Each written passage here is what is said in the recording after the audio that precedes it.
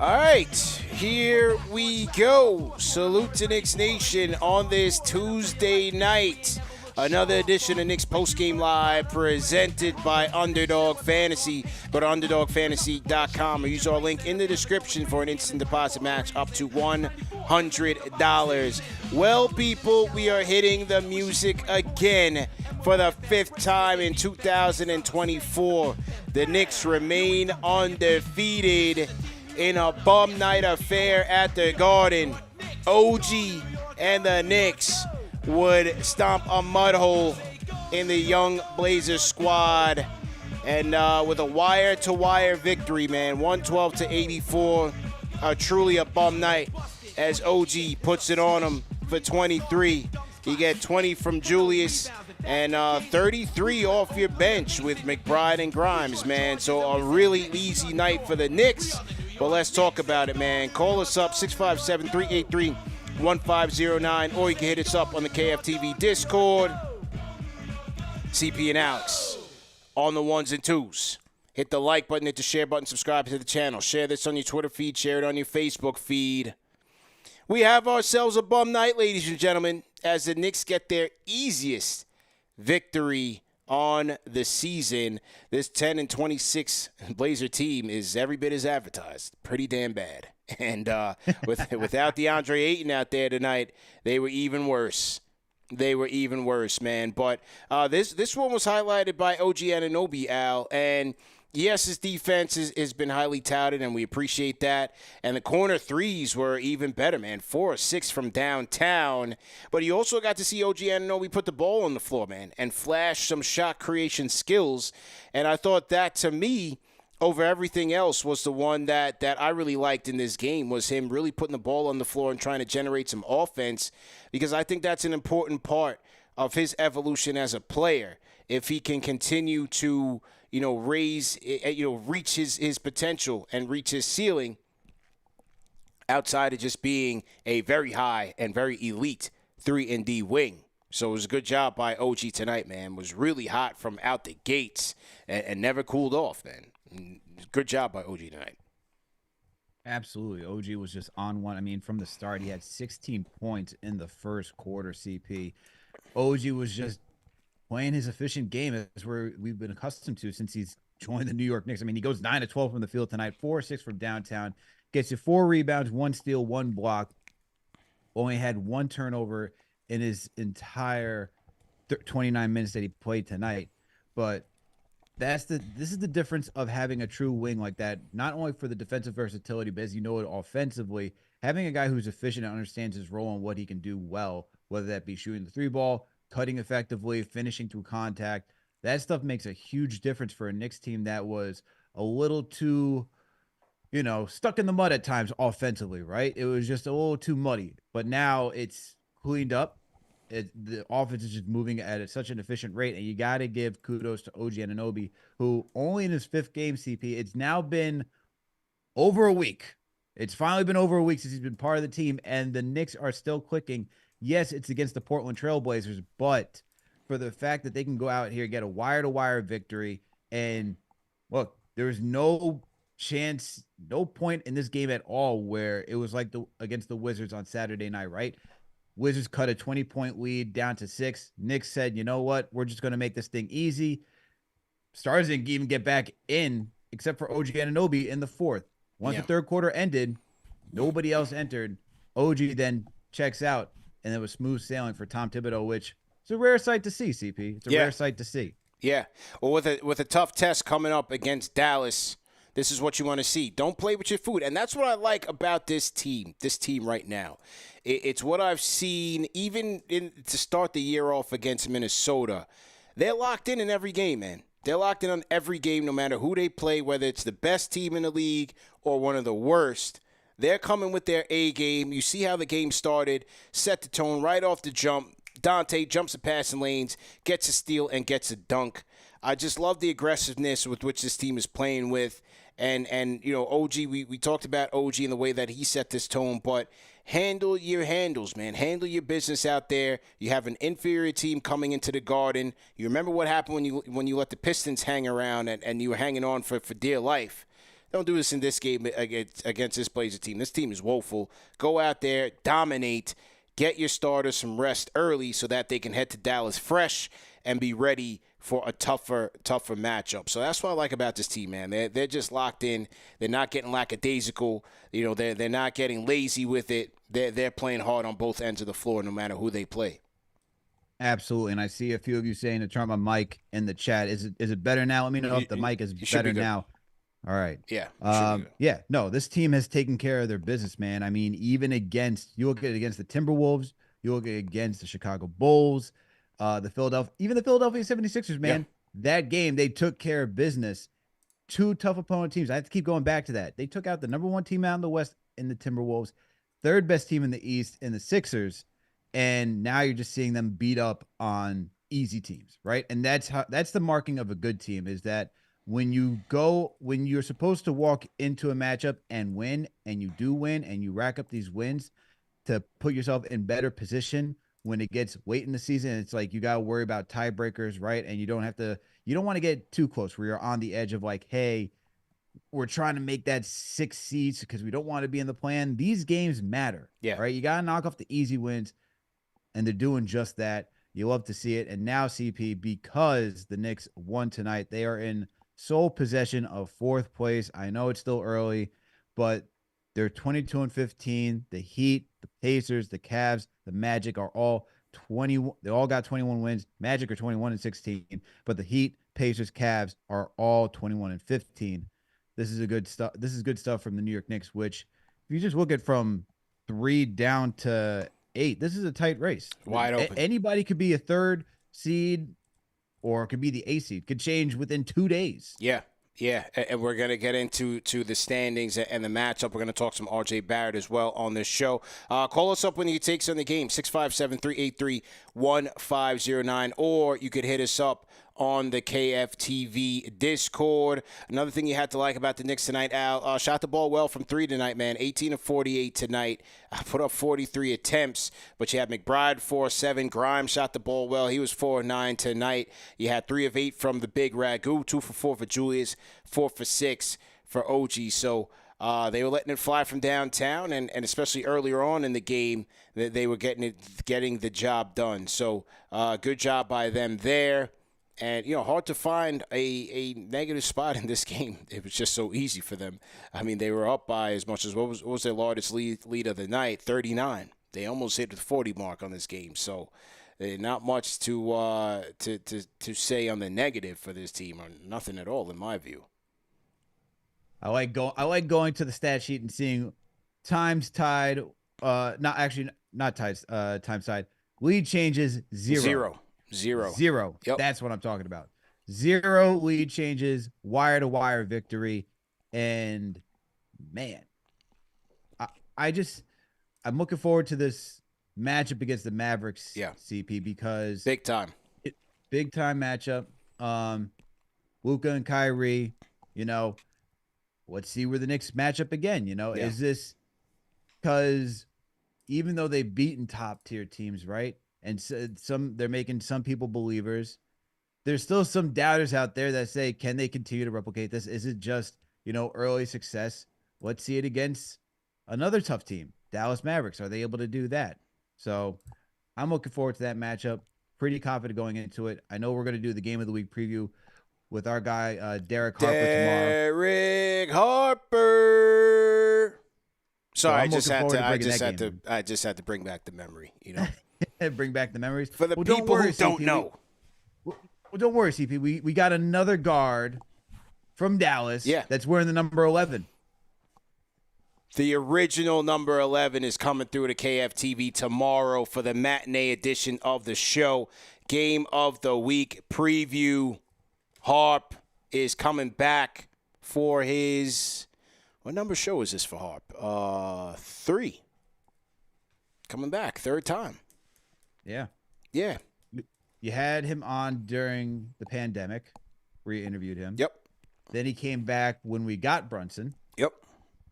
And now we're previewing the matchup. Game of the Week. Game of the Week, man. Salute to all of our new viewers in the chat. If you guys are new in the chat, leave us a hashtag new. We'll shout you guys out. Make sure you guys tap in for the matinee edition of the show for sure. Let's go to the Discord and hear from the people tonight. Hear what the people had to say. Silica was in here. He was lined up first, man. Let's get to Silica. Silica on the Discord. How you feeling? Check 1 2, check 1 2. Live and direct, sir. How you feeling tonight? CP, the NBA, when they made this schedule, decided to give me a birthday present. They gave us a bum team on my birthday to watch the Garden rockin'. Yeah. Yeah. So, good job, man. This team, I get that this was a bad game. Or bad game. Your bad team you were playing. Mm-hmm. But man, our team has looked so good since the start of the year. And a lot of that's been on iHeart. I know his 5 points looks anemic, but this man got 14 boards, 3 assists, and 3 steals as a big man. Yeah. iHeart continues to play well, man. And now it's like his rebounding numbers are they're so expected that when he has these high double-digit ones like 14, you're like, whatever. It's just a regular night, man. So great job by him. You hit the nail on the head there. It's got me wondering, and I know this is going to be a painful conversation given we just gave up 2 of our own homegrown guys, but say Mitch comes back 100% tomorrow. Well, I'm not sure he still has his starting spot. iHeart's made our team look so good. Yeah. Yeah. Well, look, I mean, last year you saw that Thibs had no problems, swapping them out. Sometimes you would see iHeart get to start, depending on when, where Mitch was in terms of his recovery or where he was. Like, he had no problem closing with iHeart in certain games. So, I don't think that's an issue to worry about right now because it doesn't seem like Mitch is anywhere close to coming back. But for right now, just enjoy what iHeart's giving this team and hope that he can stay healthy. Because if not, then things get a little bit more dicey. We better pay this man in the off seasons. All I gotta say. Okay. But peace and love, everyone. What's happening in the Discord right now, man? What's the conversation looking like right now? Conversation right now in the Discord. By the way, again, YouTube chat. Get into the Discord. Get into the Discord. But I mean, the chat really has been just talking about iHeart for the past little bit. I know it doesn't look, if you were to look at it right now, it didn't look like that. But while we were waiting for the stream to start, we were talking about iHeart and how he's been performing and how he's been making this team look. Because this team has had energy and it's been exciting. Yeah. And it's on OG, of course. He's the new guy. But a lot of that really is on iHeart. Because this man is putting in his work. Yeah, no doubt about it, man. And good to hear from you. Salute to everybody in the Discord for me. We're going to let Silico head back down into the Discord. And, yeah, he is putting in the work, man. 5 points, 14 boards for iHeart tonight. 3 assists, a block, and 3 steals. Missed the stat sheet. Getting it done all over the stat sheet tonight.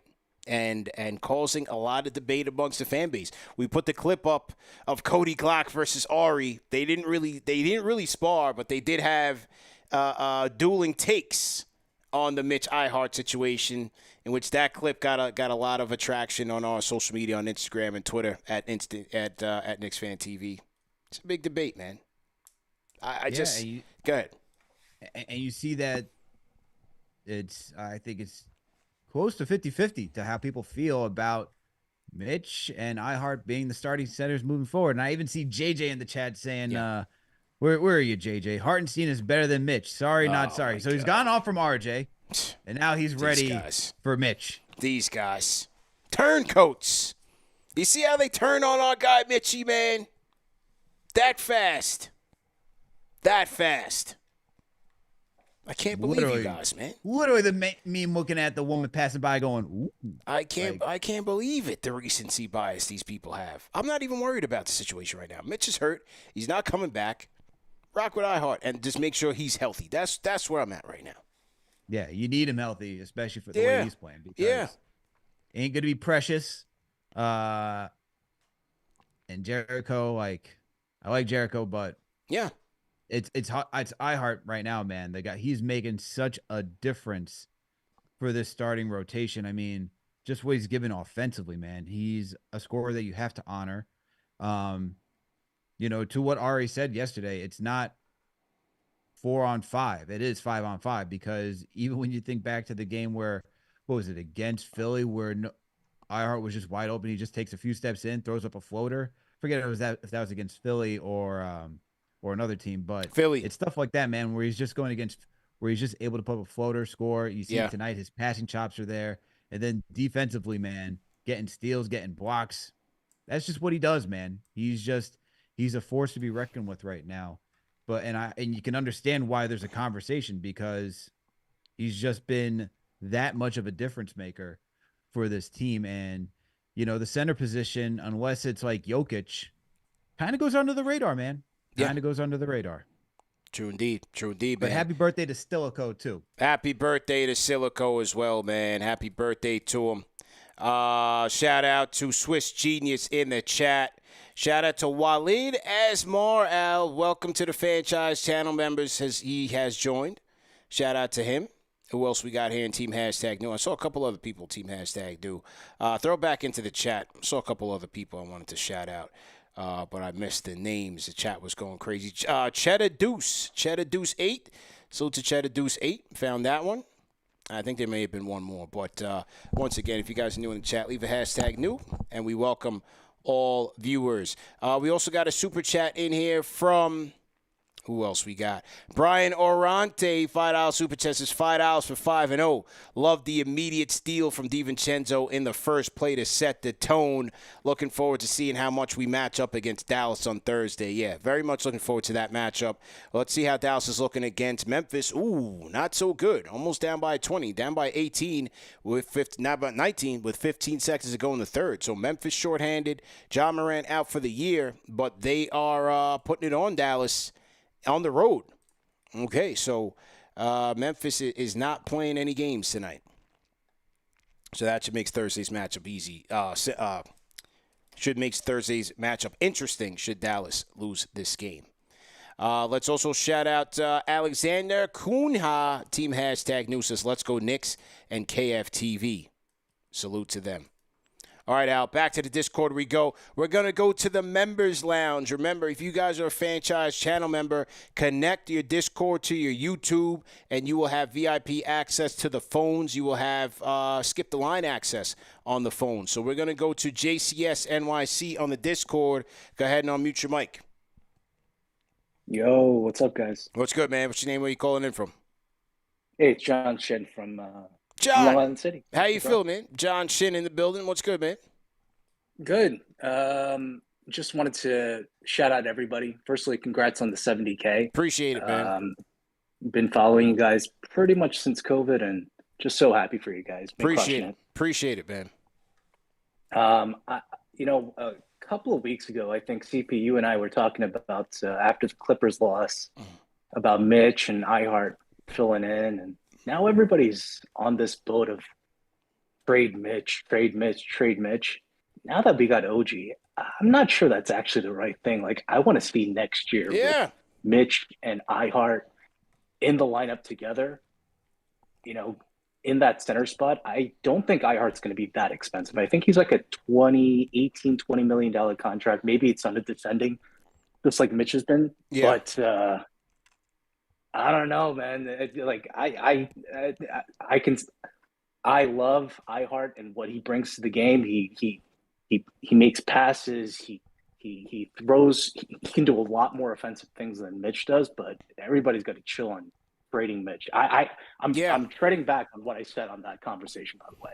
Because after the OG trade, it's insane. This defense is incredible. Yeah, the Mitchie slander is crazy. Now, will they be able to keep both? Probably not. So the conversation will probably need to be had at some point. But I just don't see it right now. Enjoy the fact that iHeart is not only helping the team tread water, but excel right now in Mitch's absence, which we kind of expected that he would. Right? We did expect him to play a commendable role. Like, he was going to be fine. They just lost a lot of depth there with Mitch's absence, but. for right now, I don't see the need to rush to trade Mitch because a lot can play out. Just one thing. Yeah. Everybody's been talking about maybe picking up Daniel Gafford. Mm-hmm. He's got a 3-year contract. And if you pick him up, basically you're going to lose Mitch or you're going to lose Hart, no matter what. No matter what. So, yeah, I'd rather pick up a player because I've been listening to your, afternoon shows while I've been at work. I'd rather pick up a guy like Drummond who's unexpiring. I'm trying to figure out one of two things. Are we going to use Fournier's contract this year to leverage that and pick up maybe a 3-way trade with everybody wants Donovan Mitchell. Everybody wants him, right? Do we leverage all of our picks and have Deontay traded to Cleveland and use Fournier's contract and flip-flop picks and Rhymes? And I don't know. Yeah. But if there's a backup center position that we need to get, it's Andre Drummond right now. Connecticut, Huskies, UConn kid. I'm pretty sure he's a local tri-state area kid too. Bring him in, man. Yeah. He's Al's neighbor. They live up in those bougie parts up there. And what's the place called? Where are you from? Where are you from again? How dare you? It is called Westchester, good sir. Yeah. Those areas there, man. Yep. That's it. So let me just say this too. Drummond's 29. JB is 26, 27. Mm-hmm. Donovan Mitchell, I'm just putting his name out there. He's 26. Don't you think they know each other? Don't you think they played with each other? For sure. Get him in. He's not going to cost that much. Yeah. Whether it's a protected pick, whatever it is, we need him in. He's insane this year, picking up those rebounds. He's playing that pick and roll. He's banging on the post. He's been incredible for the Bulls. This guy needs to be on the Knicks. And I don't know what it's going to take for Leon to get him. We need Andre on this team now. See ya. Absolutely, man. John Shin on the check-in. Good to hear from you, man. So he's putting his hat in the Drummond ring out. Well, what do you think about that? I do agree with him on the Gafford thing. I like him as a player, but 3 years, you got to be very careful with the amount of salary that you're committing to at this point in time because you're saving it for a bigger piece. You can't have it tied up in a center and a backup center. And that's whether it's Gafford or Mitch, Hart, Mitch, whoever it is.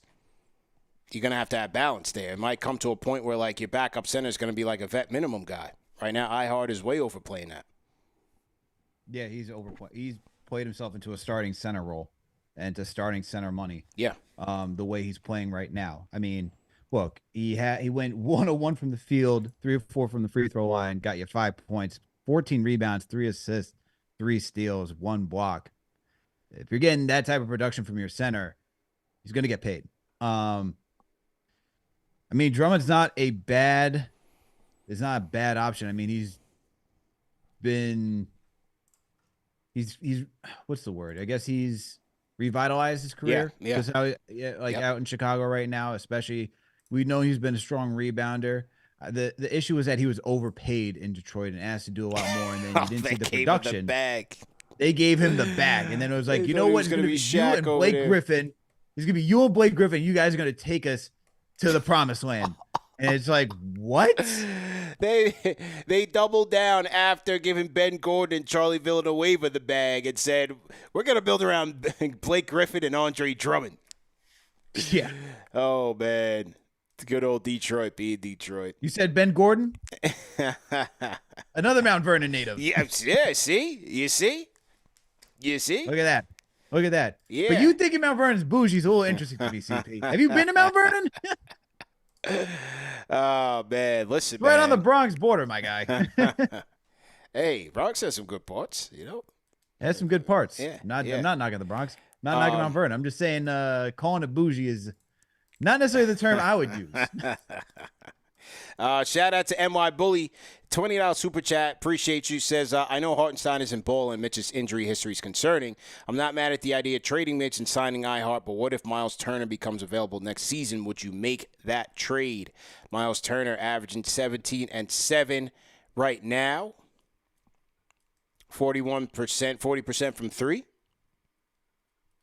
1.8 blocks. But he's another guy who's going to be making a lot of money, man. He's gonna be making money soon. He's due for a raise soon, isn't he? Yeah, he's gonna be due for a raise soon. Yeah. I see people in the chat saying, "I've never been to Mount Vernon." Get out of here. Who, you? I know what They said you never been. Yeah, I've never been to. Get out of here. You go tell me where Bond Street and Mount Vernon Ave is, and then come back and talk to me about Mount Vernon, all right? They said you never been to your old hood. Yeah. You go tell me where Cortlandt Street is, all right? Go tell me where First Ave is, and then we'll go talk to me about Mount Vernon. Salute to everybody in the chat. Knicks win on a bum night, 112-84. You got fans trying to trade Mitchie. And you know what? We should be lifting Mitch up, man, because he did write a little message on his Snapchat. Said, mentally he's not feeling good. So I would say, send, at Mitch, send him a kite, send him something, send him a little message, man, and send him some words of encouragement from Knicks fans. Can't be easy. He worked hard to bring himself back, and now he's probably sitting, looking at his leg in wraps and a cast or whatever it is, unable to do much and just watching his guys go in. I'm sure he wants to be out there in the court. So tough one. Absolutely. Tough one. Yeah. And it's tough, man, because, he had he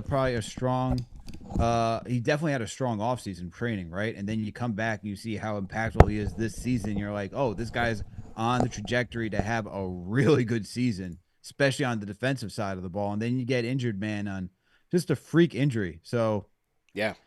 Man, Tough. It's not how you want to see it. So you can only understand, like, for an athlete, competing at that high level and wanting to be on the court and show your value, man, it's tough, man, especially when you've been plagued by injuries so many times, whether it's been the hand, the foot, no matter what it is, there's been an injury issue for Mitch. And I can only imagine how many times, like, going through that many injuries and not being able to stay on the court and actually every year, show your value every year, heavy, man. It's tough, man, especially after you just dominated in the playoffs against – you can't even call them the Twin Towers anymore, man. You can't call Jared Allen. Put them in Evan diapers. The baby towers. The baby tykes. Mitch and Hart dominating. Heavy Mount Vernon energy going on in the chat, man. Heavy Mount Vernon energy in the chat. They're going crazy. I see that. They're going crazy in the chat. Money earning Mount Vernon. There we go. So see what you just spoke. Go talk about Sue's Rendezvous. There we go. How about those people? Okay. Now we really going in. Now we really going in. Yeah. You want to talk about something? There you go. We going in on the famous landmarks. Yeah, there we are. we going in on the famous landmarks out there. Oh my God! So now we got a Mount Vernon going on in the chat. It's truly a bum night. Shout out to Dan Devine out on Twitter. Says Knicks have outscored opponents by 115 points in the 164 minutes that OG has played since joining the team 5 games ago. According to advanced analytics, that whips ass. It's the OG effect, man. It's the OG effect. This is what we mean by fit and having to do what you got to do. Absolute dog. I see people in the chat using that moniker for OG. Makes sense. Mm-hmm. Do you get it? Do you understand the reference? Repeat that. Whoa. Dog? Dog. Do you get it? I mean, D-O-G? Yes, because everyone on the Knicks has been called themselves a dog. Quickly, Hart, everybody else is a dog. Yeah, but this one fits with the name. Yeah, man. Dog. OG, I get it. OG, yeah. Dog. Yes, I get it. Dog. I get it. Shout out to Ari from Taiwan. Dog. Okay, back to the phones we go. Let's go to Austin 67D. Austin 67D. Go ahead and unmute your mic. Austin. Yo. What's your name? Where you calling in from, buddy? Austin, calling in from Manhasset, Long Island. Nice. Been a Knicks fan for like whole life. Okay. Just started like watching you guys are like the best show. Number one show for the fans by the fans. I just want to call about the second unit, bro. Okay. I don't know. I think like Deuce and Grimes been killing it, and like they just been like making all their shots. It's gonna be like pretty interesting in the trade deadline once everything comes up, like to see who gets traded. I think another homegrown talent might be on the block soon. What y'all think? Well, it could be Grimes, you know. Unfortunately, appreciate the call, man. Could be Grimes. I mean, I don't really buy like them being like 1,000% into this DeJounte Murray thing, but if it is, it could be Grimes in exchange. Part of the package. Yeah, he's like the last, I guess, most intriguing and valuable player that you'd want in the deal, right? I mean, even when we talked to Corey Tulaba, and it was at that part of the season where you're talking about, it's still not even over yet, DeMar DeRozan, right? Yeah. And it's like, he was like, oh, I'd love to take Quentin Grimes in a DeMar DeRozan or a Zach LaVine trade, because you still want some youth in return, right? So you think about Grimes as being like your last valuable young player trade chip plus draft picks. That's kind of what hurts about the OG trades, that you traded, when you looked at like the assets that they talked about for the Knicks, it was your young players and the draft capital. And you kind of whittled that down after trading RJ and Quickly. Yeah. So now Grimes would probably be, if you're looking to, if a team's trying to make a deal, they're like, hey, we would like to get Grimes in return, especially if you're like a team like the Raptors looking to rebuild and retool and have some youth in there. Grimes could be on the way out, although, Thibs likes Grimes, so we'll see what happens. Remember when he was struggling, and everybody would sarcastically be like, "Oh, this is the guy that was the untouchable in the Mitchell trade." Oh yeah. Well, they said he was done. CP, who's the last man standing right now? They sent RJ and Quick up north. Grimes is still hanging on. Grimes is still hanging on, and he's playing well. He had a good game tonight, snapping the nets, 2 threes in the first half, and finished with, I think he finished with 3 threes on the night. So, good job by Quentin Grimes. 4 threes. 4 threes on the night. So, good job by 17 Grimes. points. Okay, there you go. So, good job by him. And he's continuing to just play a lot better, man. So, you have to like that. Definitely have to like that. Shout out to Lawrence Smith, Al. He just got his ticket to the Knicks, the KFTV Westcoast meetup that's happening this Saturday in Los Angeles. Nice. CP The Fanchise, Jesus Nice hosting, and everybody out on the West Coast, man. Whether you're in L.A., you're in San Fran, Oakland, you're in the Bay, San Diego, you're in Tijuana, whatever you're doing out there, I don't need to know. But come on through to L.A., to 33 Taps, man. 3725 Sunset Boulevard. CP The Fanchise, Jesus Nice. We're going to be hosting a gang of Knicks fans that are going to be watching the Knicks take on the Grizzlies. We got a nice setup, TVs, game sound, all of that good stuff. Bring the kids. It is a family show. It always is on a CP The Fanchise production, so no worries about that. And, just make sure you RSVP. It's free to get in. We just want you to RSVP so that, we can continue to have our email database with people from the community, man. That's very important to collect that information. So make sure you guys are signing up, and we see you guys Saturday at 4 p.m. Pacific, 4 p.m. Pacific time. We will see you guys. Okay. Let me load up some more people on the Discord, and we're going to get to some newer people. I see a lot of the regulars there, like I see Dan and all those guys. We want to get some newer voices in here just to shake things up a little bit.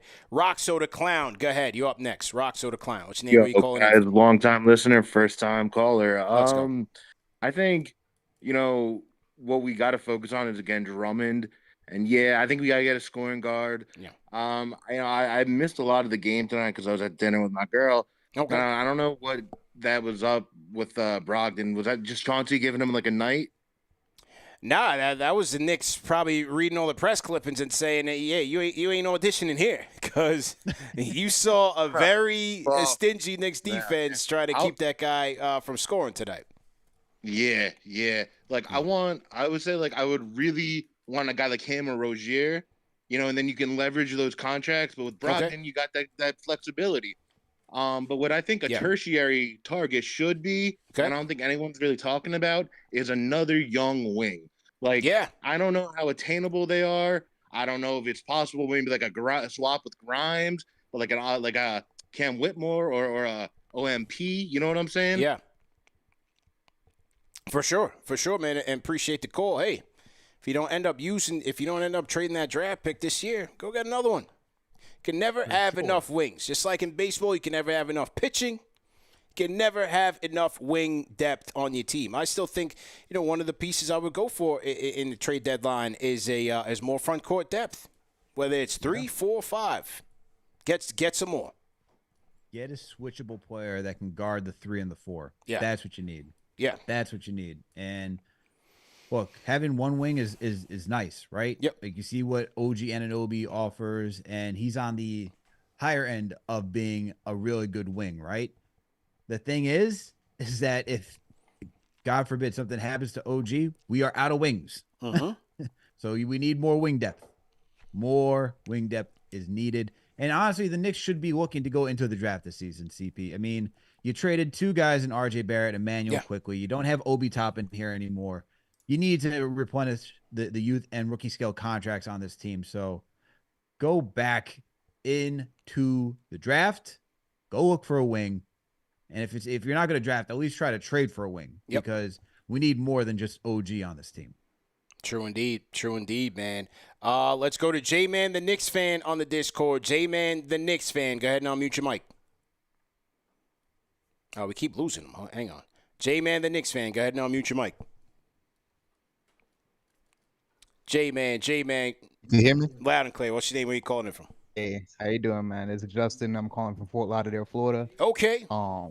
It's been a minute since I've called. I mean, I think I was one of the first callers. Like, I remember you back with Jay Ellis back in the day. Wow. But it's a pleasure seeing you guys, how you guys are nowadays. It's just nice to see y'all. But yeah, I just kind of wanted to say a few things. Like, I like the way the team's going with OG. Obviously, like, the defense has not taken a step back at all. It's just, improved substantially. Hartenstein has stepped up. But yeah, I'm hearing what these guys are saying about the wing depth. I'm seeing that even guys like DeAndre Hunter are available, possibly. That might be a good move to look into. I mean, Murray might be a little bit too much, honestly. And then if you could look at the free agent pool, even there's some interesting names out there. I mean, you got Nerlens out there. You could probably get him, like, for that center depth. You could look into, I mean, Alec Burks would be a trade, obviously, but that's another good, cheap option. Like, you don't have to do a lot, I guess. Like, this team is going in the right direction. We don't got to blow up all the first-round picks. And, I like the direction, but we probably not winning a chip this year. So we got to save the chips and just do the smart move, like, when it comes. Like, we can't be too hasty, I feel. Okay. But, yeah, like, I'm liking the direction. I like what I'm seeing, I guess. Okay. Appreciate the call, man. Appreciate the call. It's J-Man, the Knicks fan from the Discord, Al. Did any of those names appeal to you? I felt like your ears kind of perked up when he said Nerlens Noel. Sound like you're interested.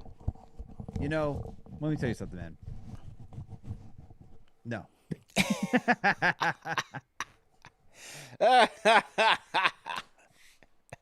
No, thank you, sir. Not no hands, Nerlens Noel. We did a nice, funny bit about all the centers. We could go after we got the Mitchell Robinson news. I get it. Going on. So whatever happened to that, Yeah. But don't need him not catching lobs and stuff like that. And then what? Right. This is true, man. This is true. Salute to everybody in the chat once again. Hit that thumbs up button for you boys. CP and Alex cooking on the ones and twos. Shout out to everybody that came through for the Underdog Fantasy play-by-play live. CP, Alex, and Coach Chaz. We had a good time. Even though it turned into a bum night, definitely had a good time rocking on playback and on KFTV. We got 2,700 people in here. Like, share, subscribe, people. We should be up to 1,000 likes already. Derek Harper joining us tomorrow in the matinee edition. We're starting early tomorrow, 11 a.m., because then I got to do the Begley show at 12 o'clock. So we're going to go 11 a.m. with Derek Harper, and then 12 o'clock on SNY, the putback with Ian Begley. Salute to Luke Baker. Salute to NY Gooner as well, Al. What's going on? The chat's just going crazy, man. They're like, hell no to Noel. No, sir. Say no to Noel. Say no to Noel. Say no. Absolutely not. Absolutely not. Let's check in with Sergeant Sources, man. I don't think we're going to hear from him tonight. He did try to call in the other night. And, did he? Yeah, he tried to. I don't know how far he got. We didn't get in contact with him. But Sergeant Sources, a.k.a. Robert Randolph, if you're out there, man, just give us a holler. Just give us a holler. Eric Spoelstra, man, what was the mega deal with the Miami Heat, man? What did he get? 8 years, 120? Contract extension is 8 years, 120 plus million. Okay. Wow. So 120. If we do the math, that means when Thibs' extension time, like we're going by the market value thing. Yeah. If you're going by the market value, then Thibs' extension, what are you thinking? 160? What are you thinking? How much did Monty get? Whoa, that Thibs' extension, man. You go playoffs 3 out of 4, or 4 out of 5, 3 out of 4, whatever it was. 4 out of 5, rather. No, 3 You out of 4. might have a statue outside MSG. You go 3 out of 4. What's that Thibs extension looking like? People in the chat are gonna puke right now. We're gonna lose viewers. We got 3,000, about 3,000 tapping in right Yeah. now, CP, and Yeah, people might jump. Yes, people might jump. We might lose our viewership by half when we talk about the Thibs extension. Oh boy. We'll save that conversation for another day. Let's go to, I see Haas in the members lounge. We're going to get to Haas. Haas, go ahead and unmute your mic on the members lounge. Hey, what's good, y'all? How you feeling? I'm good. This game was pretty one-sided. Yeah. And it was really good to see that. But it does bring into questions like what we're gonna do with this bench. Even though they're getting more reps, we're getting to see Deuce actually hit these threes. Like everybody's saying, Brogdon, he really did not show up today. And how are we gonna actually ignite this bench with picking up somebody in the free agency? I guess I'm very skeptical about it because I do like what I'm seeing right now. But it's like, what do we take this next step and then mix things up because we feel like we have to in order to get a little bit deeper in the playoffs, or do we just wait to the draft like you guys are saying? Also, shout out to UCP and Alex. I always do that last. I don't know why I do it. My bad. All good, man. We appreciate you coming through on the Discord, signing up and calling in is a sign of respect. So we appreciate that, and being a franchise channel member, man. So we certainly appreciate the love and the support by you calling in. They want to win. Yeah. They want to win. So I don't think they will stand pat. Again, they're going to look for the guys that are within their price. They're going to go shopping on their budget. That's what they do. They go shopping on their budget. So, you got a chance to see Brogdon tonight. Wasn't too impactful, but I don't know how you could be on this team because between him and Jeremy Grant, I mean, they were just doing whatever they wanted out there. Yeah, and I saw somebody say Jeremy Grant being an option too, and I don't even see that at all. No, throw that out the window. There's no chance that's happening. No chance. But the what really intrigues me though is that I guess because I thought about this earlier, I was like, Scott Perry said that OG would have been a better fit because this is I'm talking about the interview before. They were saying to bring in OG to combine to put him in the lineup with RJ, and then like I was intrigued of like how that would work, but now we're just getting OG and the space is just crazy. So then do we need another guard? I mean, do we need another wing that does the same thing but for the bench, or do we need sort of like a two? Yeah. Yeah, I would take another wing and some more front court depth, All right, also, man. no to Noel. Yeah, no to Noel. No to Noel, man. Appreciate y'all. Yo, sign up for the Discord, everybody. Absolutely. Watch the video of the tutorial that CP gave and sign up immediately. Yeah. But appreciate y'all. Thank you. Thank you for your call, sir. I have to ask. Yes. For the tutorial of the Discord, are you wearing the headset? I am. We did have to cue up the music because we had to land his plane. And shout out to Haas. He was a bit long-winded. He's a franchise channel member, so we let the shot clock roll a little bit. But when you guys hear the Oscar music, that's your cue. Gotta land the plane. I'm playing air traffic control as well as analyst. So when you see the headset, I'm multitasking. Air traffic control. Gotta land the plane, Haas. We gotta land it. Wow. Yes. CP puts on CP puts on that headset, and we get a new CP. We get jokes for days. Look, you got to have fun when they lose tough ones or it's a bum night. There's not much of the game that you can really break down, man. So you got to give the people something to laugh about, man. Got to have a good time. We've been cooking for 3.5 hours, 2.5 hours, man. Let me ask you this. Yeah, ask away, sir. So if Malcolm Brogdon is off the table because he looked god awful. No. I wouldn't put that recency bias. I'm not saying that. Okay, I'm not saying you. Because Okay. I know some fans are out there saying, you know what, not Malcolm Brogdon after this night's performance. I would still be interested myself to say, hey, I think the Knicks should go out and check with Malcolm. Because, like you said, that team, what are you doing on that team? Yeah. Like, the half said it all, CP. Yeah. When he brought the ball with no urgency towards the half, you're like, this guy does not want to be there. Yeah, he's not playing tonight. Honestly, the Blazers are just not like the Houston Rockets last year where you had Eric Gordon say, get me out of here. I don't want to be here. This is just nonsense, right? He's being very professional. It's like, look, this is a bunch of young guys over there. They're trying to figure things out. Get me off this team, man. Yeah. I'll just try my best to do what I need to do. But with that being said, if Brogdon is off the table, how do people feel about your guy, the one and only, the man on the Detroit Pistons, Alec Burks, back with the New York Knicks? How do the people feel, man? Is Burks Hive coming back? Is this just the setup for the play? Is it the play? Would he be playing point guard again? I mean, probably. If he came back, if he came back, whose minutes is he taking? Deuce. Ah, man. That's who gives up his minutes every time when somebody gets here.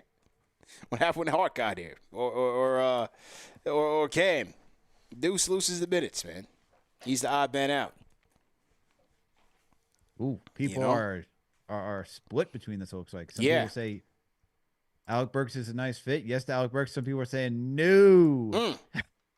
Some people are saying no to Burks Hive, man. Let's see. We got the live chat going on here in the Jumbotron. Oh, wait a minute. I just missed something here, man. Hang on. We got a $20 super chat from Sergeant Sources. Oh. Special delivery. Let's get to it. It's Tuesday night, but it's Friday somewhere. Robert Randolph. The best Knicks team ball since 99 Knicks. Gonna be sad to see Mitch gone, but the team has realized that it can't go back to non-scoring threats at the center. Center and guard on the way. There we go. Mr. Friday Night Knicks, Robert Randolph, ladies and gentlemen, gives us his latest trade news. Center and guard on the way. Robert, is it Burks? Give us a sign here, man. Is it Burks? Is it Brogdon? Is it Drummond? You're too cryptic with these. You got to bring us closer into the action, man. That's one hell of a super chat to say that Mitchell Robinson and Deuce McBride got lifetime guaranteed contracts with the New York Knicks. Sergeant Sources. So I was digging through Twitter. I was trying to find the tweet because last night Sergeant Sources, on the heel of a Halliburton injury, claimed that his sources had Halliburton being out for the year. Oh God! And then right after that, Woj comes out and says it's going to be a hamstring strain. He's out for a week.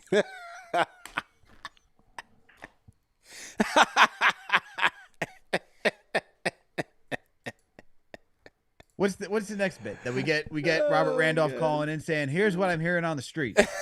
Hey, we're waiting for him, man. We're waiting for him. Robert, call in any time, man.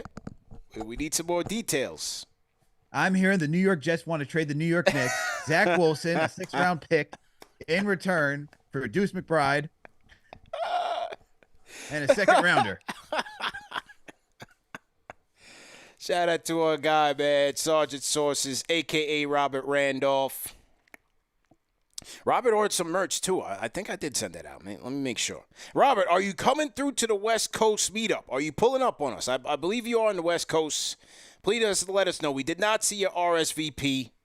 Let us know so we can make sure that when you arrive, we play the song and we make sure that we get the red carpet ready for you. We got to make sure. It'll be on a Saturday, but we're still going to play the theme music, man. So, Robert Randolph, please holla at us. 112-84, Knicks get an easy-peasy victory over the Portland Trailblazers, man. Well, and it was a night to remember for OG Anunoby. Just came out the gate firing and never eased up. Let's take a look at the key stats of the night, Al. Key stats of the night brought to you by Underdog Fantasy. Key stats of the night, Al. Knicks shooting 41% from the field, 37% from downtown. They came out the gates firing, especially early in the first half, was quite efficient from downtown. 20 of 23 from the free throw line, so they took care of business from the charity stripe. Knicks won the rebounding battle by plus 12. Didn't really think that was ever going to be at an issue. Good ball movement, especially early in this game. 26 assists for the Knicks to 19 for the Blazers. Knicks getting out in transition very well. They forced 15 Blazer turnovers, turned that into 16 points, and won the fast break battle as they have in a lot of these games, man, by 14, plus 14 in the fast break battle. Knicks losing the points in the paint battle, but, you know, the way they were firing from three, and by the time this game was so out of hand, it really didn't matter. So there was that. Largest lead by the Knicks, Al, 39 in a wire-to-wire victory. Yeah, you hit on all the stats right there, CP. Honestly, this was just too much of a, like, once again, you can look at all these numbers and it just points into the Knicks' favors, you know, outside of just having fewer blocks.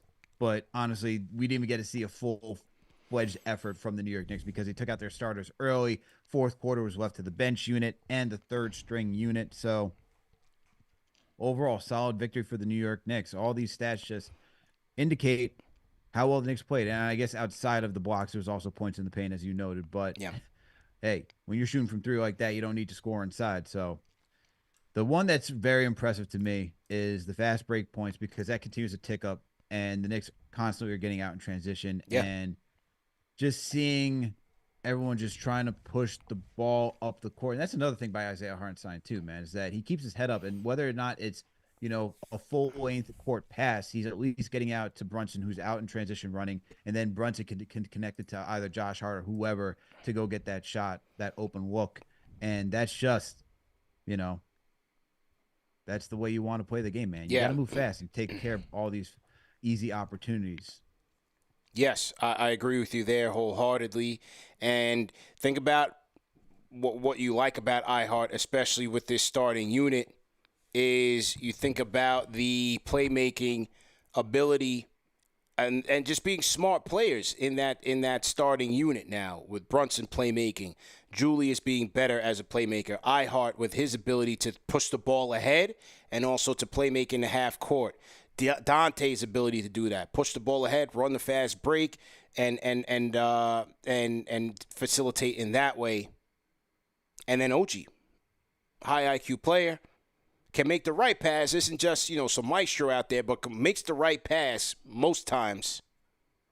It's good. It's a good job when you're starting five, man. Complementary pieces.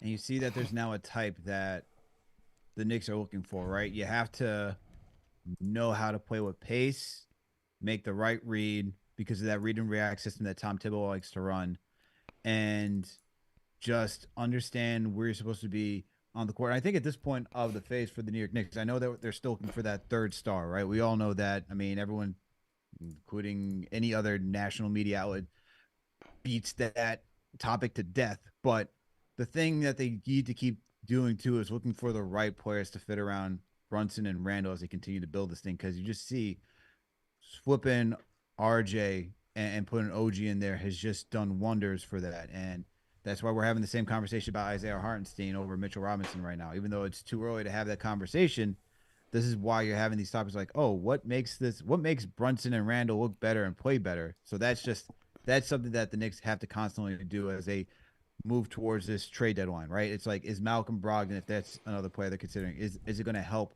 Brunson and Randall look better and play at a better level. Those are the things you got to think about.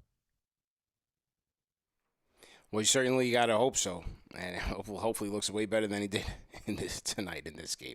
I mean, he just they just look like he had enough, man. He's looking around the court, and he's just like, man, this is brutal. They literally sent him to the wall from Boston. So wow, they sent him to the wall, man. He's doing his night watch. He's on his night watch. I'm Jon Snow. Yeah. When are they going to bring that back out, man? House of the Dragon, this Hollywood strike really, because Game of Thrones already takes mad long to come out with a new season. Now you had the Hollywood strike. They're not paying the people right, so that took a little while. I wonder if they got started production on season 2, House of the Dragon. I got to get back into it, man. Like, hurry up already. I think they were talking about, like, before this strike even started, they were talking about, like, this thing wasn't coming out until, like, 2025 or something like that. Good God. Yeah. Sheesh. You gotta hurry up, man. See what's going on. Why are you asking them to hurry up, man? I mean, we got to watch a full Knicks season, so what are you doing? Yeah, I mean, Sunday nights, I like to see the Dragons pop off, man. See the Lannisters get ate up. Okay. Yeah. This is just you missing Succession right now. You're like, I need something else to. Succession was the show. Yeah. What else is hot right now, man? I still got to catch up on Snowfall. I'm so behind. I'm like years behind, bro. I literally wait until the off season to watch one show in its entirety. I watch zero TV during the day or at night. I watch Knicks, and I watch KnicksFanTV, number one show for the fans, by the fans. Hit that thumbs up button for you boys, please. Support us. Okay. Oh, the bear. TM says summer 24. What? Summer 24 is when they're going to shoot the second season? Most likely, right? Or are you saying it's coming out summer 2024? Lopez 104 says the bear was dope. Okay. I still got to catch Snowfall. What else? YouTube Variety. Used to Snowfall ended 2 years ago. Yeah, I haven't seen it. I'm behind, man. What do you want me to do? I'm dedicated to the number one show for the fans by the fans. I don't have enough time. Well, yeah, we need Last of Us season 2. That first season was hard. We need Last of Us back. What's up with that? That was another one I caught up on. Yeah. Okay, TM says House of the Dragon set to come out this summer. Okay, all right. That should be good. I'm waiting for Stranger Things, man. That's the show that I'm waiting for. Never seen it. What? Yeah, never seen it, man. Never seen it. Bro, I finally cut the cord on cable, man. I was wasting so much money on it over the past, 3 years. I've been watching KnicksFanTV for, 3 years. You've been watching KnicksFanTV for the last... That's impressive. Please explain to me how you watch KnicksFanTV as you do this. Listen, man. You got to watch... I'm Replay Gang. I'm you're Live Replay Gang. Gang. I'm Replay Gang. I'm Play-by-Play Gang. I'm on the shorts. I'm on these social medias, Probably look at you're like that guy CP The Fanchise. He's got some really good takes. I like what he's saying. Yeah. Boardwalk Empire, of course, man. Maurice B. Boardwalk was my joint. Absolutely, man. Did you ever see Boardwalk Empire, bro? No, I actually have not. Quite honest. That was a good show, man. Good show. To be quite honest with you. Yeah. You know what I liked? I like a little bit of comedy in my murder mysteries. Only Murders in the Building. That's entertaining. What channel is that? Hulu. Okay. All right. Yeah. All Martin right. Short, Steve Martin, Selena Gomez. Okay. Yeah, man. We'll look into it, man. We'll definitely look into it. All right, back to the phones we go. Omar from the Bronx. Omar, how you feeling, man? Hey, what's going on, guys? Long time. Yeah, long time, man. How you feeling, bro? Good, man. I haven't called in a while, but I'm always listening. Absolutely. I got the kids to sleep, Mhm. but I'll get right to it. So listen, man. I think for the bench, I think we have to kind of steer away from a scoring piece in the bench. I don't think that's what we need. I think we need somebody who's more of a stabilizer. So I like Brogdon a lot. There's a difference between somebody who can score and somebody who is a facilitator that can score as a secondary type of thing. Yeah. Because I feel like if you get somebody I'm just throwing out a name, like a Jordan Clarkson or a Kyle Kuzma, they're great players. Chuck. But I don't think it fits the mold for the bench because then we go back to that problem we had when we had RJ and Quickly, where it wasn't them, it was just that too many mouths to feed. Then it takes away the opportunities from Grimes, takes away the opportunities from McBride, who's shooting really well. So I just think for the bench, if we get somebody like a Malcolm Brogdon, even a Tyus Jones, somebody who knows their role, somebody who, has experience being a backup point guard, who's not necessarily trying to get their own, but can if they need to, I think that would be a good fit for the bench. And lastly, like this Mitch thing, no shade to Mitchell Robinson, right? But I even felt this way last year. Like, imagine if we had somebody like Hartenstein's doing it to an extent now, but imagine if we had like a prototype, like Brook Lopez type of player on this team, somebody who has a little bit of finesse. They wouldn't be like a number one priority scoring option, but somebody who has some finesse to their game that can do things similar to what Mitchell Robinson does, in addition to Ihart. Yeah. I feel like that would really kind of open up the floor. So, again, that's to be told. I don't know if there's anybody out there for that right now. Yeah. But those are the moves I think we should make, currently. Thanks for taking my call. Well, I knew just the guy. But before they went out and got OG, I'm not so sure they do that now. His name was Kelly Olynyk, sir. His name was Kelly Olynyk. I mean, I don't know about that, man. That's the guy you were asking for, right? Defensively, I'm not sure. I think we're losing a lot there. You know what I mean? Yeah, he could. Definitely could. Just not sure. Thanks for taking the call, bro. Appreciate it, man. Appreciate it. It's Kelly Olynyk, man. Kelly Olynyk would be a good option. I'm not really sold on the whole Tyus Jones thing, to be honest with you. Like, I like Tyus Jones as a player. I think he's a good like I said, I think he's a good table setter. But if you're looking for a guard that can be like that lethal scoring option, that's not really his forte. Like, I don't need to score. Don't get me wrong. He can score, but he's not going to. His first thought is to pass and set guys up before he scores. He's not going to call his own number from the jump. That's why when I think about somebody like Brogdon, he can call his own number from the jump and then also set people up at the same time. The cool thing about Brogdon is that he takes it game by game what needs to happen. Like, he can just flip the switch saying, all right, tonight's my night, I need to score. Okay, tonight's my night where, Hart may be having it, and I'm going to get him the rock all the time. Like, that's who you need on this team. I'm not necessarily a Tyus Jones. Yeah, with Jones, like him as a player, but the fact that, like, he's making $14 million and then you got to re-sign him, I'll go get a player like that in the draft. Like, he's not, like, all in, he's not an all-in type of player. And shout out to who's Xander in the chat. He says, fam, we scrape it at the bottom of the barrel here. Yeah, like, I'm like, we need Kelly Olynyk. He's like, nah, we don't need him. It's like, yo, bro, like, when you're thinking about centers, like, who do you think you really – what crop do you really think you're picking from here? I think what people are thinking is that they can go get Cade and Jalen Duren in one sweep. Right. Shout out to Russell Whiskey, $5 Superchat says, we have 5 guards in the 9-man rotation. We don't need another guard. We don't need another one, man. For sure. All right, let's get to the phone, see what the people got to say here. Is this Young Kobe? Young Kobe on the phones. Yo, CP, can you hear me? Loud and clear, man. How come you didn't use the Discord tonight, man? Yo, man, listen, I got an Android, man. My bad. Okay, man. All right. CP, Alex was good. Hey, Knicks fans, I just want to say one thing. I know we got the Cat Williams interview going on right now, the Diddy accusations, but don't let that distract you from the point that the Knicks are undefeated in 2024. Let's put 5 on that one. Let's put 5 on undefeated. that. Throw some 5s in the chat right now. Throw some 5s in the chat. First of all, whatever's happened during this trade has allowed Tom Thibodeau to actually coach. So the passing right now is very, very fluid. So I don't know what we need right now, but I would just tweak it. I wouldn't go for the big fish until next year. So I wanted to make a suggestion. I don't know how y'all feel about this, but maybe we could get a Villanova boy in, maybe Sadiq Bey for another wing. What you think? Yeah, you would have to see how much. Rapid fire, man. Go Knicks. Yes, sir. Appreciate the call. Young Kobe calling in. He didn't have to knock Team Android. I mean, I got Team Android. I got the Discord cooking on my phone. Ooh. What's the excuse? Oh, oof. Yeah. What's up with what's wrong with Android? Oof.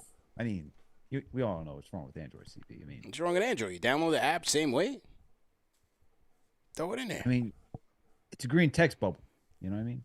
Oh yeah, people get so uptight about that when they see the different green color tile. I'm like, yo, Can you read what I wrote? No, because it's green now. Don't tell me blue bubble, green bubble is my words coming out of English. Are you reading the words that are coming through the phone? I don't know, man. Sadiq Bey, yeah, sure. I think that'd be fine. What's his contract looking like? Sadiq Bey? Yeah. Pulling it up right now. Yeah. Sadiq Bey is making... Where's that contract? He has a 4-year contract for $13 million. So he's making... Wait a minute, what? Yeah. He did. Did the Hawks gave him the deal, that extension? No, he's still on his rookie deal. Oh, that's right. He's still on his rookie deal. Okay. Maybe you see... So, yeah, this is the last year, and then he'll become a restricted free agent. Okay. Qualifying offer is $6.5 million. Got it. Okay. Sounds good, man. Let's see who else we got on the Discord. And we get a lot of calls on the Discord these days. Like I said, I think we're going to end up decommissioning the phones pretty soon. So a lot of you people, man, get with the Discord. We got to get with the technology. The phones are just, this phone service, not really a big fan of it. The Discord is where it's at. We got to get with the programs. 2024, Android, Apple, whatever it is, access the Discord. Triple M on the Discord. Let's go. Yo, what's going on, fellas? What's very good? Calm Triple M tonight, fellas. Tuesday night, Triple M. Got my one week old baby right here. Wow. She was whining a little bit, but I said I gotta call the #1 show for the fans by the fans. Congratulations, so my Triple guy. M Congratulations. Thank you. Absolutely. Welcome to fatherhood, man. Is it your first one? Nah, second one. I got my little man over here running around too, so I'm pretty jammed up right now. Triple M gets the bender. Of course. But here we go, rapid fire, fellas. I just wanted to ask you. I haven't heard. First of all, 5 OGs. You already know those 5 OGs in the chat. Yep. But I just haven't heard you guys say anything about Memphis. What do you think about Memphis? Ja is out for the year. Mm-hmm. Get like a Xavier Tillman. I mean, I heard Andre Drummond earlier today. Tillman is a cheap contract. Can we get a Kennard? That man is a knockdown 3-point shooter. What about Marcus Smart? I mean, do we steal Smart? I don't know his contract, how's that's looking like, but Boston is there. This is like the first time I really feel like we could take anybody in the East. I mean, Boston as constructed, we can't beat them, but KP, man, he's softer than my baby's behind right now. I mean, the guy's missing games with an eye injury, calf, groin. That man is not going to make it to the grind. So let's grind up right here. Let's load up. This is it right here. This is it. We got to go all in right now, fellas. We got to go all in right now. The East is wide open. Wide open. I'm even getting too loud. I'm sorry. I got to calm down. Yeah. You already know. Triple M on the check-in. KnicksFanTV. You already know how we do. Let's go. Triple M in the building. I like that one, Xavier Tillman. Triple M thinking outside of the box. Pop a trip. Yeah. Let's take a look at this guy's contract. Congratulations to him, man. Yeah, congrats to Triple M. And then, 4 years, Xavier Tillman making about not even just a shy under $2 million annually. Yeah. And he will be an unrestricted free agent after this season. Is he gettable? What's Memphis thinking there? I don't think the other guys are a real option. Kennard. Look, Kennard, I would love to have him, but, we need somebody a bit more well-rounded. And, yeah, go ahead. The issue with Kennard is also a 6'5" guard. So we got it. If you're looking for another guard, like he can shoot, but another guard, it's a little tough. Mm-hmm. Because then you're back to square one. Yeah, for sure, man. All right, shout out to Triple M. We'll drop him off. People, get on the Discord. We're gonna get rid of the phone soon. A Bud Knicks 1 2 3. Go ahead and unmute your mic. A Bud Knicks. Hey, what's going on, CP? What's going on, Alex? Good, man. What's your name? Where you calling in from, buddy? My name is Austin. I'm calling in from Queens. Okay. I just wanted to touch on the Hartenstein contract situation a bit. So on the business side, he is a part of CAA. So if we can put together a contract as sort of a descending contract, sort of close to what Mitch has, the 4 years, $60 million. We know Brunson's on the declining contract. So I know Leon's going to get creative when it comes to that. And we know what we have in Hartenstein in terms of how he fits with the team defensively and offensively. And at this point, it's safe to say that Mitch, we cannot trust him for a full season on his own. So I think it's a good insurance policy to re-up them too and have some good tradable contracts move forward. Rapid fire. Good night, guys. Appreciate it, man. Appreciate the call. Well, it depends on who you're gonna bring in here next, and you look at extensions for Brunson, for OG, for Randall potentially if he's here. As you get closer to that apron, depending on the salaries that you're committed to, Hart's already got his bag. What will they do with Dante? All right, what's Dante's situation? Is he going to be here long term? You know, everybody's not going to be able to get a bag. And the second apron rules is going to force teams. I think it's going to force teams to be more efficient with their spend, which is why the Knicks brought in a guy like a Brock Aller to really dissect that salary cap and try to get some good talent on the margins, guys that can fit what your team concept is on the margins. And I think it's also going to force you to draft well, because you're going to want guys on rookie scale contracts that can come in and contribute right away. That may lead to an increase in upperclassmen in the first round. Let's see how that works as the years go by, because I just look at teams like a Denver and some of these other teams. Like, you want guys that'll be plug and play, ready to go, especially when your depth is gonna be hit, because you can't sign all these guys to lucrative deals. So you're gonna have to get creative by finding players that fit on the cheap, veteran contracts, veteran minimums on the cheap, and then some draft picks as well. Yeah, and I mean, you talk about senior, like, college players that could be coming through the NBA draft. I mean, you look at somebody like, not necessarily senior, but has been, more established in the college scene. That's Jaime Jaquez, right? Like, he had multiple years before he came into the league. So you could want somebody more ready on a cheaper deal, so that way you don't have to go through the whole training process and so forth. But then when you start thinking about what the first apron penalties are on the second apron, I mean, here are the list of penalties to the second apron, right? Well, let me start with the first. The first apron is that you can't acquire a player and sign and trade if that player keeps them above the apron. The second thing, teams cannot sign a player waived during the regular season whose salary was over the $12.2 million mid-level exception. And the last one, salary matching in trades must be worth 110% rather than 125% for teams not above the apron. That's for the first apron, right? Yeah. Second apron, then we're talking about no access to the $5 million taxpayer mid-level exemption. And starting at the end of this season, teams cannot use a trade exception generated by aggregating the salaries of multiple players. Teams cannot include cash in a trade. Teams cannot use a trade exception generated in a prior year. First round picks 7 years out are frozen, so that means you can't trade them. And teams' first round pick is moved to the end of the first round if they remain in the second apron for 3 out of the 5 seasons. Shout out to Sporting News for breaking this all down in a nice, simple, and easy digestible way. So this is where, if you're someone like Brock Aller, you got to make sure how you're using that money, because in the future, if you're trying to make deals, like even trying to trade a first round pick, that could stop you if you're over the second apron. So you got to make sure the players that you have on this roster can help you stay competitive, make you a championship contender. Got to be worth it. Yeah, have to be worth it. Got to be worth it. Good stuff, man. Ace on the Discord. Ace, unmute your mic. Ace. CP. Yo. I'm in the building. Here we go. What's your name and where you calling it from? Man, it's Ace. I go by Tony. I'm calling in from Dallas, Texas, man. Shout out to Alex, too. Okay, salute. Shout out to the whole Discord crew, man. Yep. The first thing I want to talk about is Malcolm Brogdon. Mm-hmm. Malcolm Brogdon, watching the game, he didn't have the best night, obviously, sitting there watching the game. But Malcolm Brogdon is a person who could really give Jalen Brunson a break on the floor in terms of facilitation. He facilitates good. He's a veteran, a former 6th man of the year, a floor general. He'll do a good job mentoring dudes like Quentin Grimes if he's still on the team in the event that we trade for Malcolm Brogdon.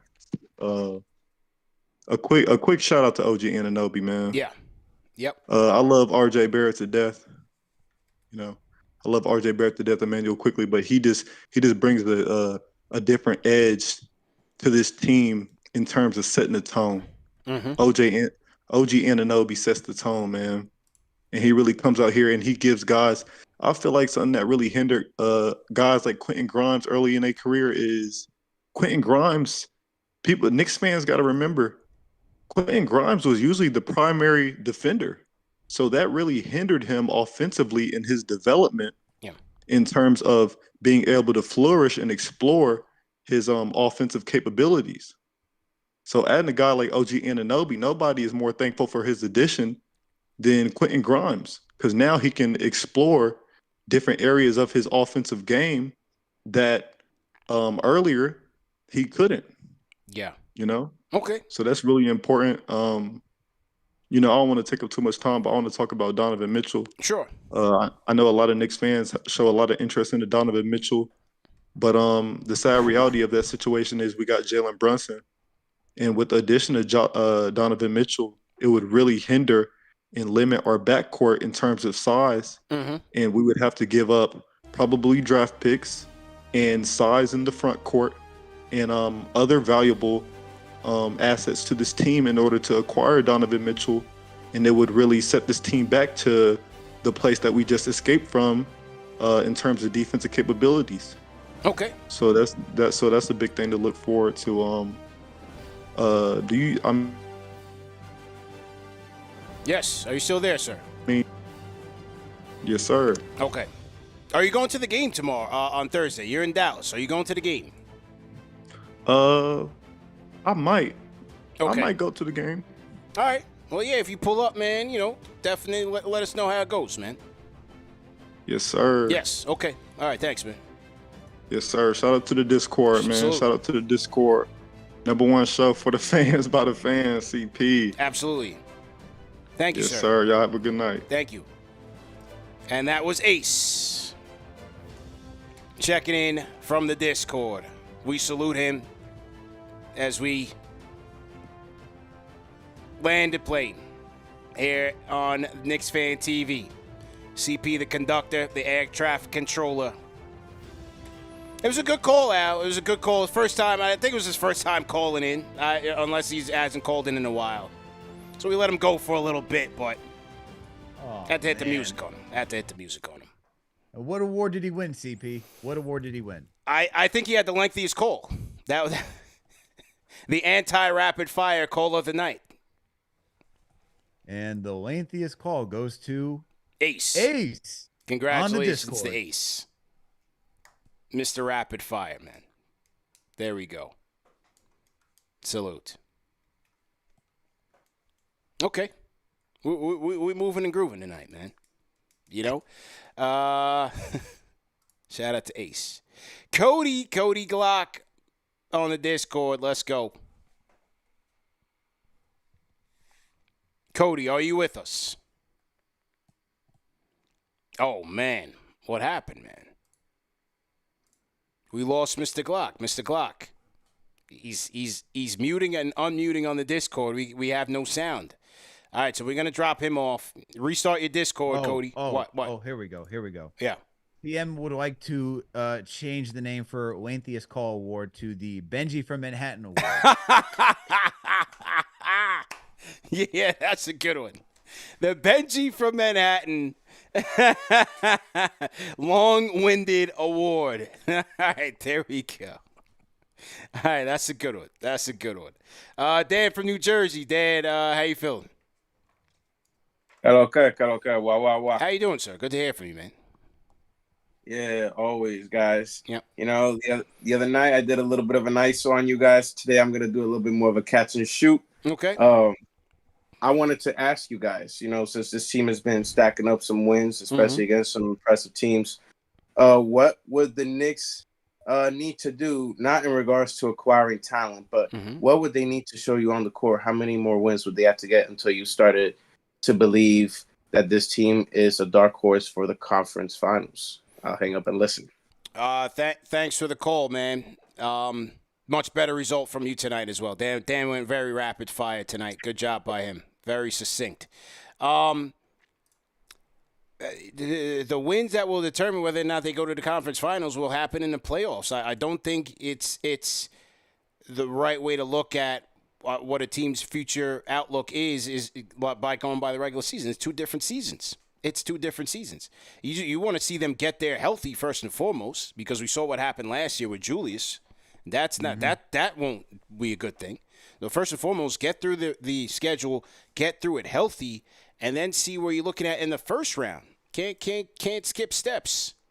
And when we look at the standings right now, just last night, you had 4 through 8 were all in a virtual tie. This was a dead heat right here.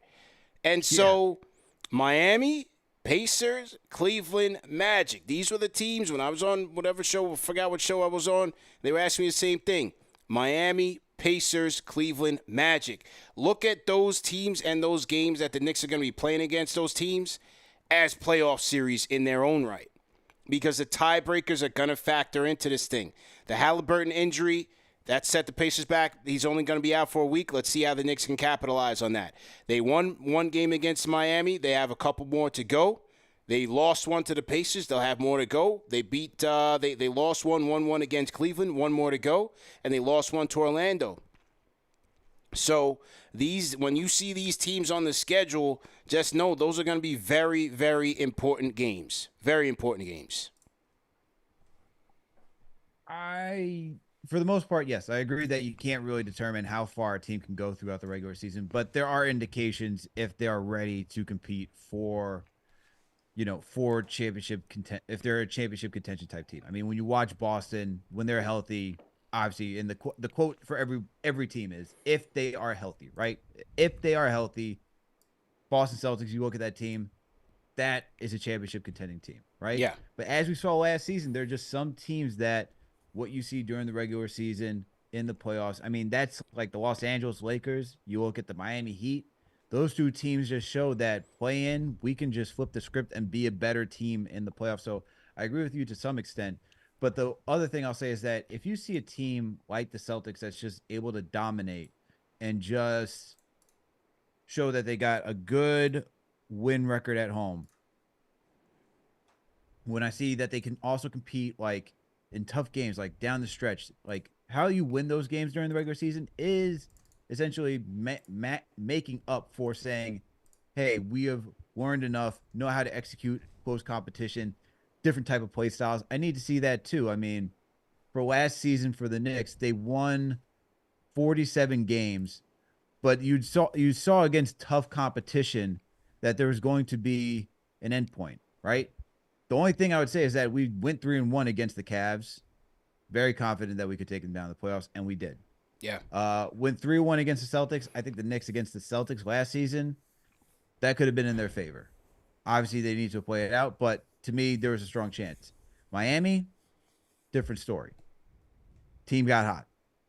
But I think for the most part, you can tell how far a team's going. I don't think the Knicks are championship contenders, but if they can continue to show that they can execute in late game stretch, if they add some more players on the bench that can help them, especially a third player they can rely on scoring, they get closer to that. They get closer to that marking, but as of right now, it's not there.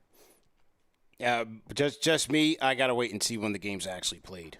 There's way too many question marks on this team right now between the bench to what Julius is going to do in a big spot. Those are still going to be unanswered, and I don't think the regular season is going to show me that. And plus, we've seen so many things last year. I mean, the Kings last year, what were they, second seed in the West? And Golden State sat them down early. Who saw the Lakers being able to rise up from the ashes? Who saw the Miami Heat? But you had two playing teams last year rise up from the ashes and knocking teams off one by one. I just think playoffs is just a completely different thing. You got to see who's going to be healthy, who's hot, who's playing well, who's coming together. There's so many factors, man. Regular season is just different. But again, looking at where the Knicks are right now, 4th seed in the East and being able to tread that water, that's a good sign. Definitely a good sign, despite how the season started. Tough schedule in December. You lost RJ and Quick, and they're still clicking. They're Teflon right now. So that's a good sign. Taking care of business. And, and to my point, you could also flip it, right? You could say, hey, the Knicks, even though they had a tough start to the season, they're competing right now. They could get hot and they could make that type of noise. Like, Yeah. absolutely. They could be last year's Lakers or last year's Miami as well. So I hear you that you got to wait until the playoffs, but I feel like there are in some instances indications on how far a team will go. Like, I don't really have much. Like, I think the Bucks could make it to the Eastern Conference Finals, but when you just see their defense and how they even lose to a team like the Pacers, I mean, at some point, if you see it enough, it has to be enough data to say that's an issue for this team where they can't play good enough defense that if come playoff time, how much can they turn it up and actually go the distance? I just don't believe something like that. Fair enough. Fair enough, man. Salute to everybody in the chat once again. Hit the like button, hit the share button, and subscribe to the channel. KFTV Postgame Live.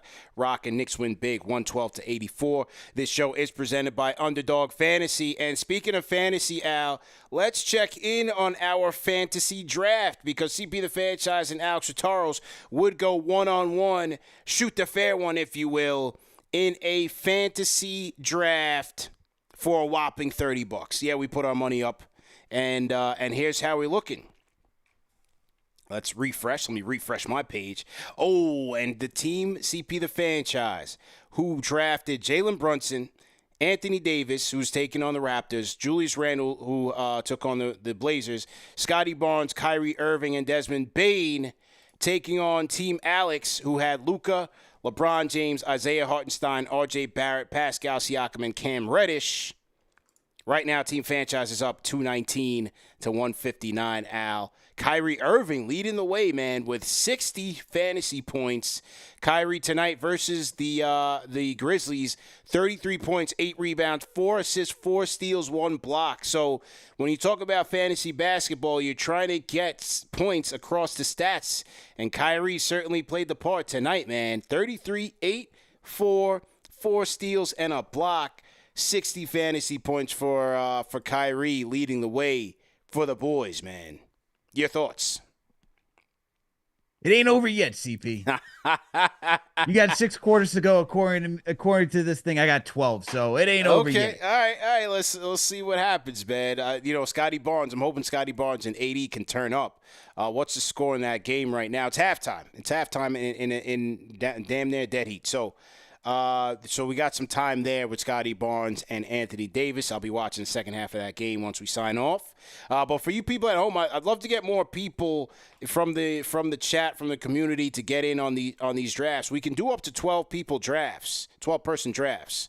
And we don't got to do any crazy money. I mean, me and Al did $15 a piece on this thing. Like, we're not trying to get rich here. We're just looking for bragging rights, really, in these matchups. So you can look forward to these drafts. We're going to be doing these drafts after every game, and let's see who comes ahead a winner by the end of this one. Tomorrow we got Derek Harper coming through, matinee edition of the show, 11 a.m. earliest start time, 11 a.m. Derek Harper, Knicks versus Mavericks game of the week preview. So make sure you guys tap into that. Salute our OG, man, one of the best Knicks during that 90s run, no question about it. When you talk about trade acquisitions, different makers, Derek Harper put his name on there. The original number 11.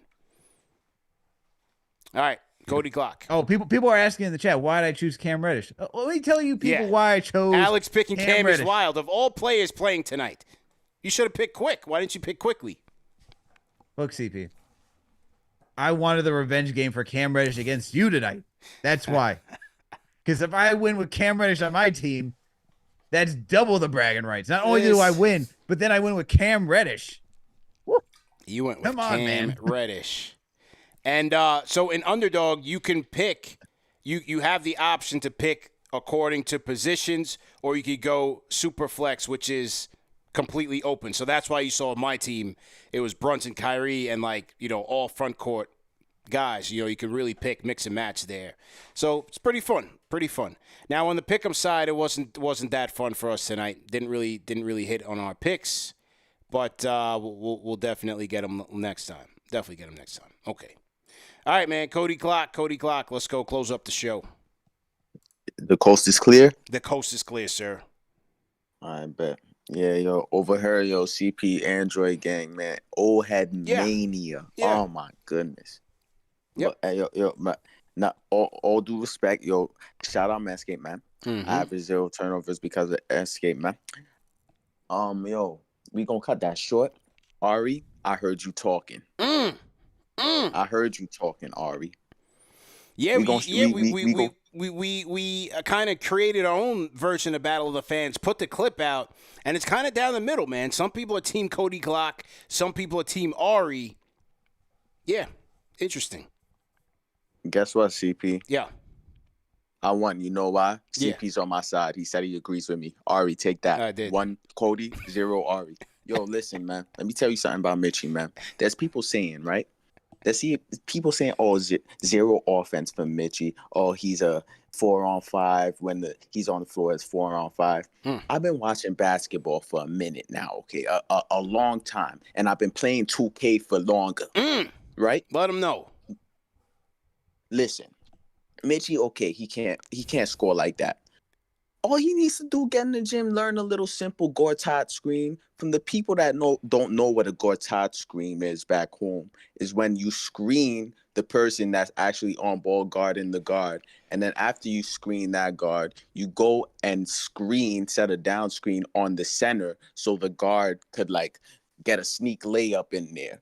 So the paint is like open. I could probably explain it better, but that's the gist of it. Yeah.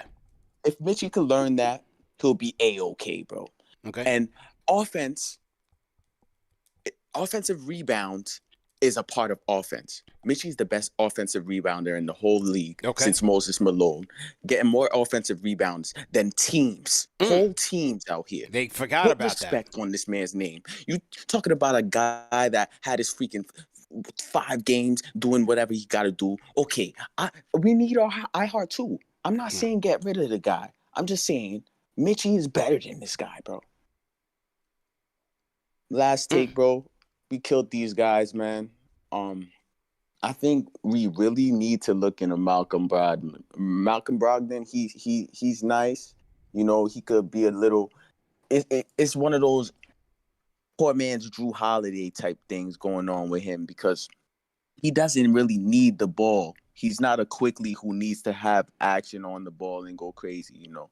He could play the defense and all of that. I think that's the guy people need to go. Fournier need to get out of here. And whatever we do, we just need to do it next year. Rapid fire, man. Play some Oscar music for me, man. Shout out Nicky Pipes, man.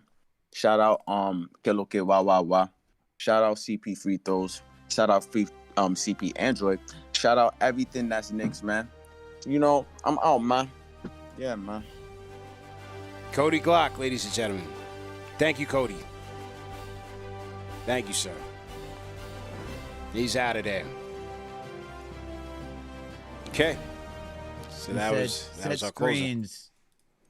Set screens like Gortat, the Polish hammer. Yeah.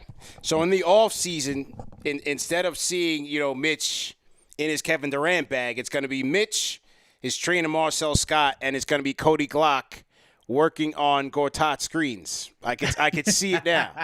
And that'll be up on the Snapchat. That'll be up on Mitch's Snapchat. It'll be up on the TikToks, wherever the youngsters are at. And, I could see that happening. I could see that happening, man. Yeah. Practice setting screens. There we go. Wow. Al, here is the head coach of the New York Knicks, Tom Thibodeau, on just the overall vibes of the team, man. Very good vibes for the team right now. Let's close out and hear a couple sound bites from Thibs. Here he is on the vibes. Here he is.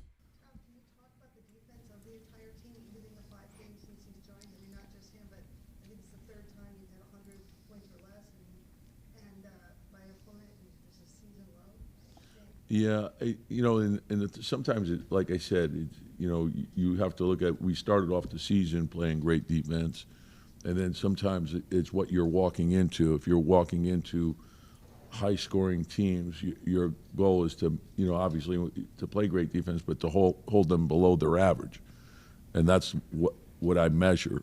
So, and you don't have it. You can have a stretch. You could take a snippet out of a season, and you can make it say whatever you would like it to say. The challenge is to do it consistently from the start to the end and keep focused on improving.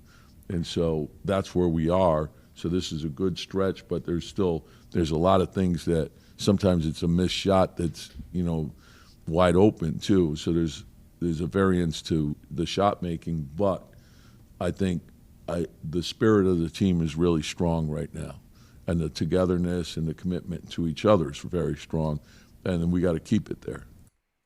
So good job by Thibs there. And then lastly, one more on the OG effect. Here's Thibs on OG Anunoby's strong start.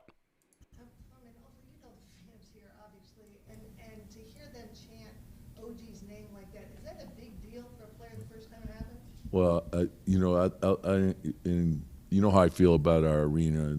It's the best, and that I felt that way when I was here as an assistant, as an opposing coach. I know how excited and fired up the players are to play here, and to be on our side, and to see how our fans travel with us and the atmosphere of the building. I think you can't do anything but really enjoy that, particularly for a guy like, OG to come in and have the impact. He's like just learning and getting started, and he's had great impact from the standpoint of, I always say this here, like there's a million stats. To me, the most important stat is net rating, and the impact that he's had there. And when you look at his net rating per 48, it's off the charts, and that's playing well, because it's not only you, it's what you're doing with the group that you're on the floor with, and that's the most important thing there is. And so, he's made great contribution, and not just with defense, but moving without the ball, getting the ball up the floor fast, his shot making, and it's only going to get better as we go. All right, there you go, Al. It's Thibs talking on the team's defense, the togetherness. It's a vibe around the team, and you could see it. You could see it, man, from the start of this year, January 1st, against the Timberwolves. After they made the trade, I was like, how are these guys going to respond? And they never skipped a beat. They have not skipped a beat. Their compete level has stayed very high, and now they're starting to lock in. OG's starting to lock in, and as Thibs said, yeah, you can go on good stretches, like when the Knicks were a top 5 defense earlier this year. I was like, that's more of a good stretch. I don't believe that that's sustainable. But with him here and the impact that it has on this team, I think they could legitimately become a top 10 defense in the league, like legit, where it's like night in and night out. It's real, and not just a good stretch where they're playing a couple bad teams and it makes them look a lot better than they are. This is realer. Okay. I like from what he said, I do like that the vibes are great, and you can sense that the vibes are great too. I mean, even today after Julius got blocked, you saw he was smiling, man. Like it didn't even bother him. Like, yeah, there were moments in the past where Randall would be upset or kind of dejected for a play like that.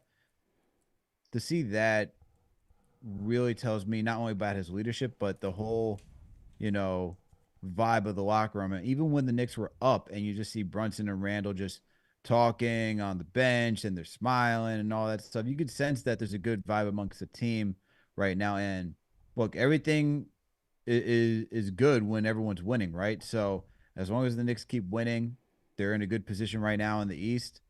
Vibes should be high, just because the team is playing at a really good level right now, and it's showing as the product on the court. No question. Plus 111 is OG Anunoby through the first 5 games. The first player in NBA history to have a plus-minus of 100+ in his first 5 games with the team. Incredible, man. That is incredible. The DOG. The DOG. There it is. All right. We got to get out of here, man. We've been rocking since 7:30, 7:15. It's time to roll. But great show, everybody. Hit that like button, hit the share button, subscribe to the channel. Hit that thumbs up button for your boys. Shout out to Coach Chaz on the play-by-play. Shout out to producer Gamba. Shout out to producer Tyler on today's production. Back at it tomorrow, man. Derek Harper, 11 o'clock. We're on SNY with Ian Begley at 12, and then we'll be on the NBA Report at either 3 or 3:30. Just stay tuned, hit the thumbs up button, subscribe, hit the notification bell. Shout out to all the Super Chats. Shout out to Jake Ballman. It says, call up Charlotte and ask what they want for Cody Martin. He'd be cheap and would be a nice piece coming off the bench. Thoughts? I'd like him if he was his brother. But, yeah. Who's the one that J. Cole supported? Yeah, right. Yeah, I guess. Shout out to 3X Trey. Says the Knicks should move Fournier for Jonathan Isaac and Nikola Vucevic. I think either move solidifies fourth and a chance for the Eastern Conference Finals. Well, you can certainly try that out in NBA 2K and see how far you get. And, you can try that out. Shout out to Janome Mecca Holmes, our franchise channel member. Says, ready for revenge games with Boston and Indiana with OG now in the mix. Yep, absolutely. Shout out to Ruben Martinez. He just joined the franchise channel members as well. And there you go. All right, man, I'm about to go catch the rest of this second half. RJ and IQ. And against the Lakers, man. Remember that this show's available in audio podcast format. No reason to miss it.